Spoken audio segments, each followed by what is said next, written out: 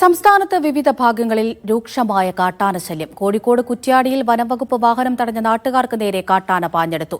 ചൂരൽമലയിൽ ജനവാസ മേഖലയിലെത്തിയ കാട്ടാനകൾ കൃഷി നശിപ്പിച്ചു.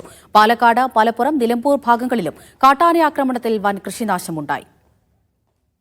ദിവസങ്ങളായി തുടരുന്ന കാട്ടാനശല്യത്തിൽ വനംവകുപ്പ് നടപടി സ്വീകരിക്കാത്തതിൽ പ്രതിഷേധിച്ച് കോഴിക്കോട് കുറ്റ്യാടി ചൂരണയിൽ പ്രദേശവാസികൾ ഉച്ചയോടെ വനംവകുപ്പിന്റെ വാഹനം തടഞ്ഞു. തുടർന്ന് മാധ്യമങ്ങൾക്ക് പ്രതികരണം നൽകുന്നതിനിടെ ഇവർക്കിടയിലേക്ക് കാട്ടാനക്കുട്ടി ഓടുകയായിരുന്നു.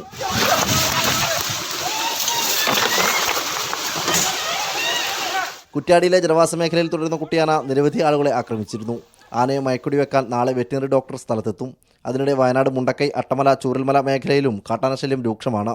ജനവാസ മേഖലയിലെത്തിയ ആനകൾ കൃഷി നശിപ്പിച്ചു. പലരും തലനാരിയേക്കാണ് ആനയുടെ ആക്രമണത്തിൽ നിന്നും രക്ഷപ്പെടുന്നത്. അതിനിടെ പാലക്കാട് വടക്കഞ്ചേരിയിലും കാട്ടാന കൃഷി നശിപ്പിച്ചു. കിഴക്കഞ്ചേരി പനംകുറ്റിയിലാണ് കൃഷി നശിപ്പിച്ചത്. പാലക്കാട് നെല്ലിയാമ്പതി സീതാർകുണ്ടിലും കാട്ടാന എത്തി.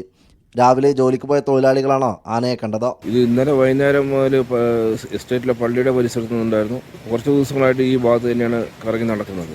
വീടുകളുടെ പരിസര ഭാഗത്തും എസ്റ്റേറ്റിൻ്റെ ഉൾഭാഗങ്ങളിലും കറങ്ങി നടക്കുന്നു. മലപ്പുറം നിലമ്പൂർ പെരുവമ്പാടത്ത് കാട്ടാനാക്രമണത്തിൽ വീടിന്റെ ജനൽ തകർന്നു. വീട്ടുമുറ്റത്ത് നിർത്തിയിട്ട ബൈക്കും ആന തള്ളിയിട്ടു. വിവിധ ബ്യൂറോകൾക്കൊപ്പം മീഡിയ 1 കോഴിക്കോട്.